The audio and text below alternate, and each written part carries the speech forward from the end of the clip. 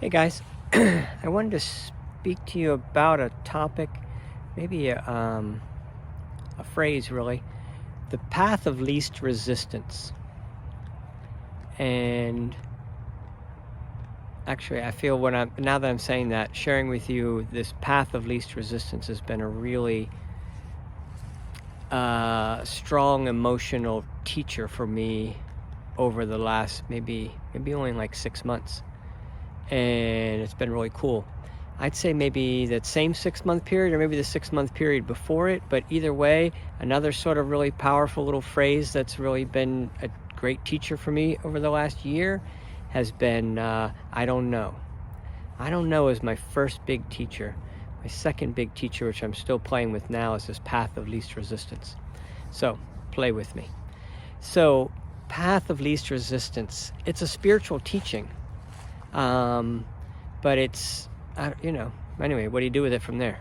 So you put it in the book of spiritual teachings and you read it once in a while.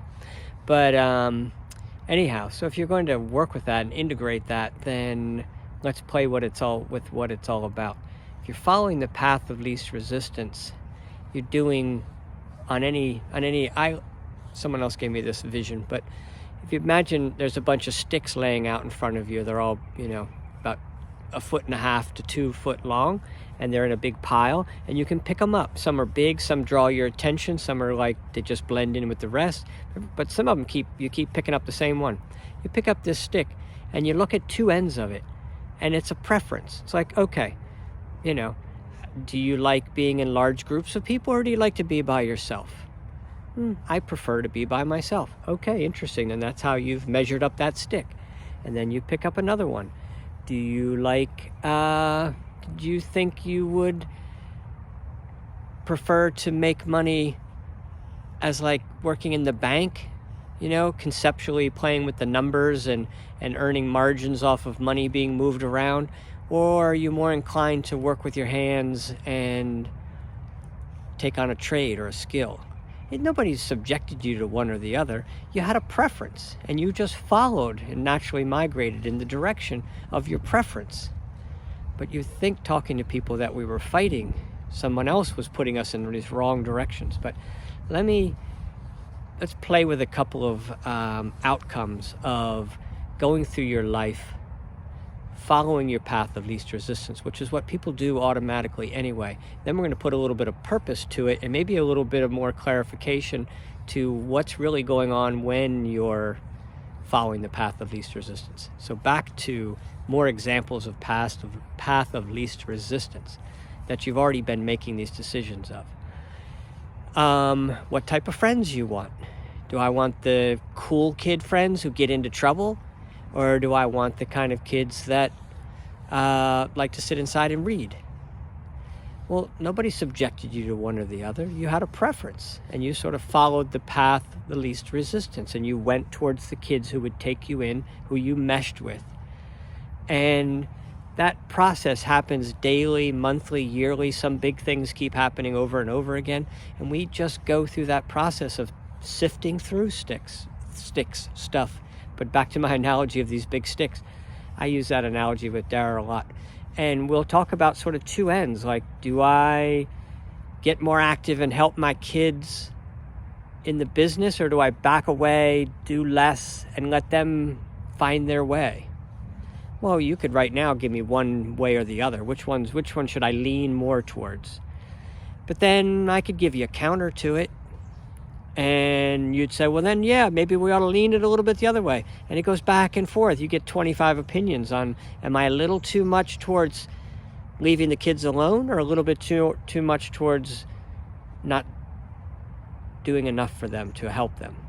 Now, I always lean towards do less. So I'll just give away the answer on that one for me.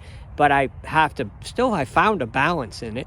I don't give it all to them. I don't totally ignore them. So I am still concerned. I still feel like there's things they're not watching, and I'll say, hey, anybody notice this? And they're like, yeah, we're all over it. And I'm like, oh, okay, just in case. But anyway, that's a terrible example, but you get my point. That there's so many things we're sifting through in life to make a decision to become who you are. So you're arrived at the perfect location with all the perfect tools to be exactly what? what it is that you want to be. First, you have to say, where I am, this path of least resistance, this sifting through preferences led me to this spot where I am right now.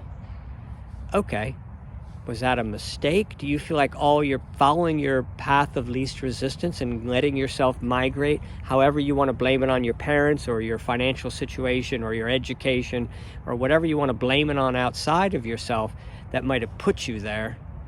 If that's the vantage point you're coming from, then I can't really help you. You have to play with the idea that maybe you are where you are because you made these choices. All the way back from choosing what parents you're going to be born into. Apparently there's a intelligence before you're born. You came from, religions would teach you, from a higher source that had better understanding than you do now. And they're also where you'll go when you pass. You'll go to a higher source. So however you want to degree that higher source, you're pretty much in charge of this game, and you're not a victim of something. You came from a higher source, and you're going on back to that higher source. And this is the struggle spot. This is where you have trouble feeling as spiritual as you really are. This is the place where we get challenged to feel like we're animals and it's fearful, and not that anything wrong with animals, of course, but that our just instincts have to be rulers here. Well, no, we can let that energy in of who we were and who we're going to go and back to being when we're done here. We let that energy in, and it has preferences. It has its own tools and its own things it wants to do here while it's roaming around with these humans in the year 2020 in Baltimore City. And then they would just, I'm getting distracted because I got somebody walking behind me. You can't see them, but they're a little bit distance off, but they're not coming this way. And not that it matters, but it's just tough to stay in this mindset. This isn't stuff I'm not reading a book to you, this is just shooting off my head. But anyway, but it's pretty deep stuff, and it's not vibrationally, I can absorb it and deal with it all the time easily. The thing is putting it to a story in a format where the person listening to me isn't already turning their head away, because most people turn their head away at this point because it's getting too deep. Not that people can't go deep, but it's like, oh, you're going to see something ugly inside me. I'm not going there. And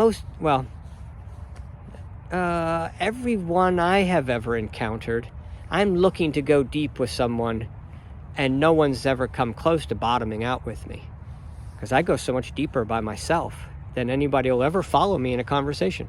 But anyway, so let's play with something deep, and I'll just tell it to this camera, and we'll see, what anybody else thinks of it. Just give me some feedback. But anyhow, I got to redevelop this point because now I've really gotten on a tangent. The point was following the path of least resistance. All your life you've been following this path of least resistance, and it led you exactly perfectly here, driven by the energy, personality, preference of a divine energy.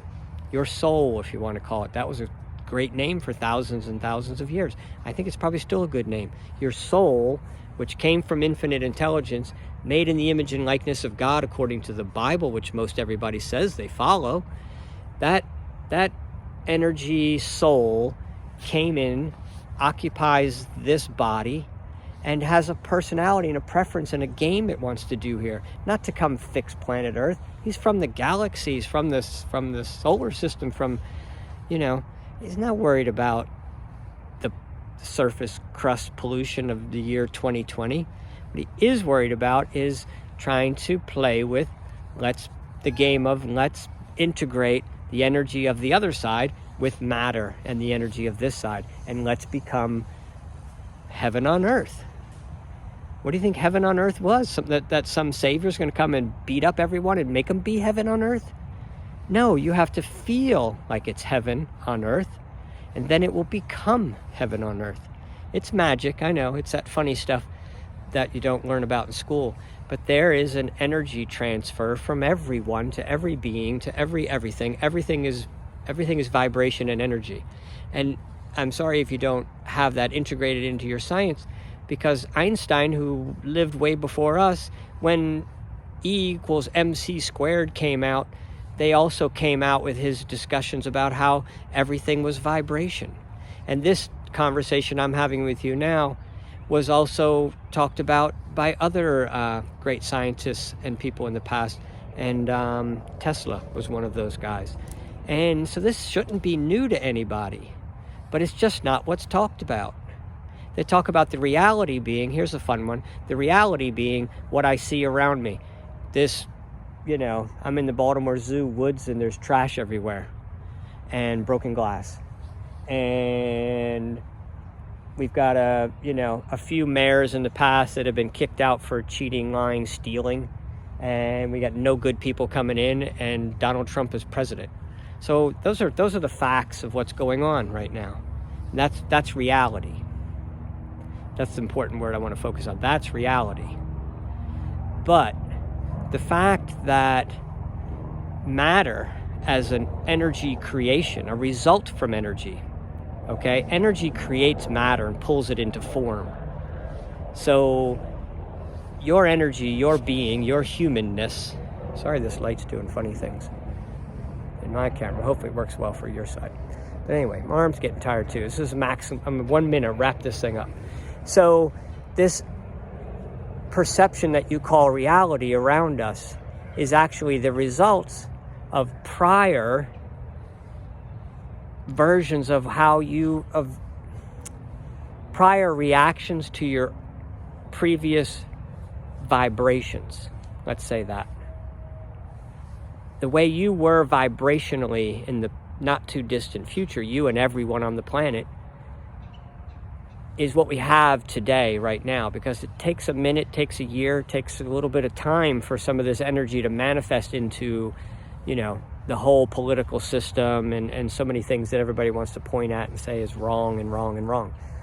Well, it's just the outward expression of your inner vibration of the past. So that's reality, scientifically. But nobody wants to talk about that. So what are you going to do with that anyway? It's like, that's bogus talk. So if we say, okay, what's happening today is because that's where we are vibrationally, and we're in the past anyway, then it's evolving. But what are we trying to do then to speed it up? Correct everyone, write up all the rules, tell everybody what they're doing, build bigger jails, have bigger campaigns to elect bigger people. No, we need to all sit down, take a deep breath, and focus on reality. The reality of who you really are as a soul. The reality of how following the path of least resistance has put you exactly where you belong, in the exactly perfect situation with exactly the perfect... I gotta really switch here. I don't know if that's any better. No, I gotta look at the sun instead of you looking at the sun. All right, we'll try something in the middle. That's a great fallen tree behind me, by the way, isn't it? This is like, if I was a deer, that would be thicket, and it would be all over me, crunched around. But since I'm a human, I need more space. That's just a big tree that looks like thicket that a deer would hide under. But anyway, sorry. And now I've really gone over time, but now I'm holding it with the other arm, so this might be a 15-minute, I haven't done a 15-minute video in a long time. I try to keep them 10. That's great. All right, so anyway, hopefully you're still with me. God. So you've put things into your path of least resistance, feel your way through life process, and you get to where you are. Are you loving where you are or not? If you're loving where you are, then everything around you starts to look perfect, and it starts to reveal its perfection and everything. And you're just like, I'm living in the house of my grandparents. Isn't the world beautiful? This is what my grandparents built. Okay, that's fine. I'm happy to be here. That's the way this works. Now, how do we keep going? How do we get it to be better for our grandchildren and a little bit better for us? Actually, a whole lot better for the individual who chooses this method. And the method is this. Just look for the perfection. Play with the idea first. Maybe things are perfect. Look for the perfection. Keep hunting it down through the path of least resistance. Accept and love where you are, and that gives you the power to go forward and then say, okay, this is what I'm chasing down. That feeling that everything's perfect. So, however you do it, you pursue that feeling of everything being perfect, then the universe starts revealing its perfection, and you go, Yeah, okay, I feel it now. There's nothing I need to do. The planet didn't need to be rescued. A big one. I haven't done anything wrong. No mistake I ever made in the past was anything other than me feeling my way through. I don't like that, I do like this, I don't like that, I do like this. And when you hit on a I don't like that, once in a while you say, I don't like that so much that I hate that you ever even held that end of the stick. And you're like, I had to feel my way through my life to see, like, do I like beating up kids or do I like kissing boys? I don't know, somewhere in the middle, you know? There's a million of them. All through life, you're sifting your way through. So if you ever punched a kid when you really wished you were more of a kisser, you can't be mad at yourself for that. You're like, I'm feeling my way through. I thought I was supposed to. Some people are drawn towards punch the kid. Some people want to play with, I want to play with the energy of aggression and power. Well then come on in, human new soul being reunited here into matter. Come on in and play that part. I'm playing the boy who punched somebody but wished he was doing more kissing. It's okay, we might cross paths sometime. I might kiss that boy who likes to punch and he'll punch me for it. It's all good. It's just a game we came here to play. So, in the environment of our ancestors. So this is all energetically set up the way it is because that's where we came into. Now we're hatching up little kids that are even more spiritually aligned than we are. How do we know that? They're very fragile. Much to the dismay of all the punching energy that we have around us, but all that sort of force and push and make people change, all that type of energy has issue with the softer energy of high sensitivity. High sensitivity is how you feel your way through preferences faster, and you don't get hung up on things like, oh, I should have been more of this and I should have been more of that and less of this, and I didn't mean to have done that, and all that type of stuff that sort of starts dragging on you. As you get older, these things all start dragging and you start questioning everything about yourself. And I'm past 15 minutes and now my hand's getting tired on the other side. So I'm liking the point I'm drawing up in my own head. I'm getting very distracted easily, and hopefully somebody's making some sense of this. But anyway, nice chatting with you. I'm out. See ya.